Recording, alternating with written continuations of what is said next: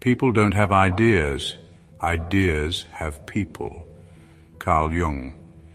Have you ever felt that you were not the one controlling your thoughts, but that your thoughts were controlling you?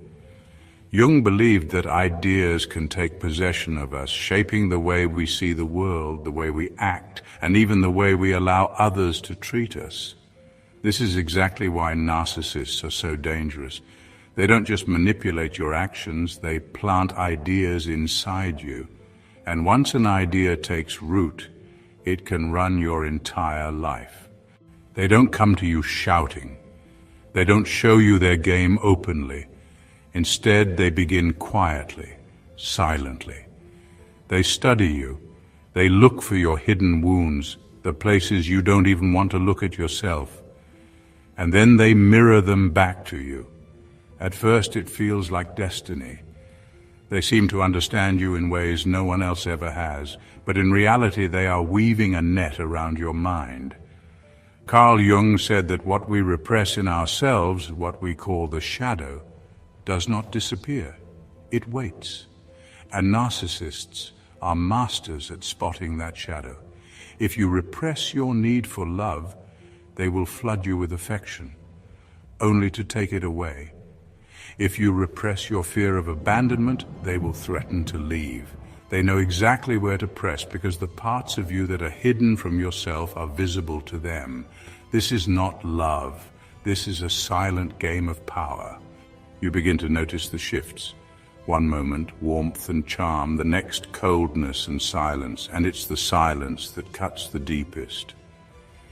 Jung once said, "Loneliness does not come from having no people around, but from being unable to communicate the things that seem important to you." This is what narcissists do. They make your truth feel meaningless until you begin to doubt whether it should ever be spoken.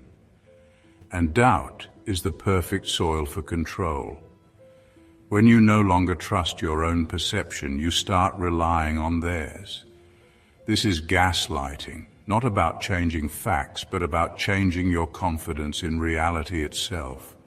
Jung warned that if we don't face the unconscious, it will direct our life, and we will call it fate.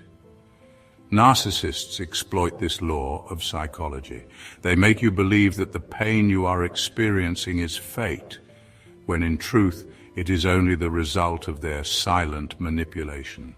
If you want to understand these hidden games, if you want to take back your mind, subscribe now. This channel is about uncovering the psychology that runs your life, often without you even knowing it. And when you know, you are no longer powerless. The most dangerous thing about a narcissist's game is not their anger, it's their masks. They put on the face of the lover, the savior, the soulmate, and because of that mask you ignore the cracks. Jung called this projection. The parts of our soul we cannot see in ourselves, we project onto others. We fall in love with our own inner image, not with the real person, and the narcissist knows how to wear that image perfectly. So you stay, you excuse, you try harder, you give more, and every time you give, they take another piece of your trust until you don't know where you end and they begin. Carl Jung once said, "The meeting of two personalities is like the contact of two chemical substances. If there is any reaction, both are transformed."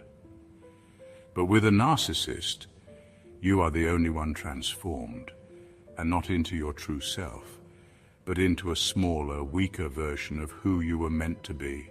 But there is another path. The moment you see the pattern, the moment you call it what it is, the silent game begins to collapse.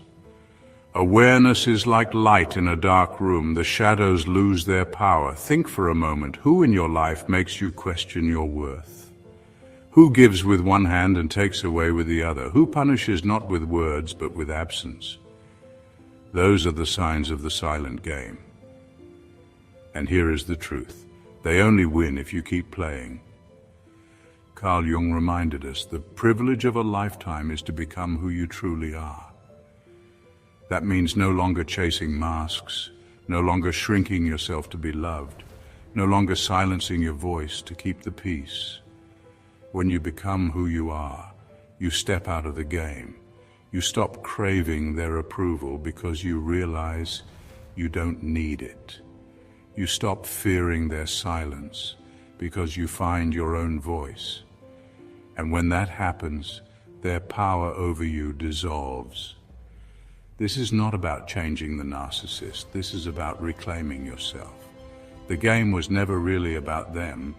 It was about whether you would see your own shadow, face it, and rise above it. You're not weak for being trapped. You were simply unconscious. Now you see. And once you see, you cannot unsee. That is the moment true freedom begins.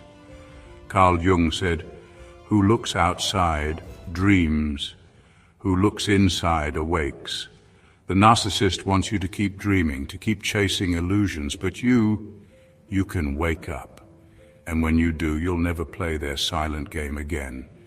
So don't keep this knowledge to yourself. Share it. Someone you know is still trapped in that cycle, believing it is fate. Show them it is not fate. It is only a script written by someone else. And scripts can be torn apart. Subscribe, stay with us, and together we will uncover the truths Jung left behind. Truths that are not just theories, but tools to break free, because the real battlefield is the mind. And once you win there, no silent game can ever defeat you.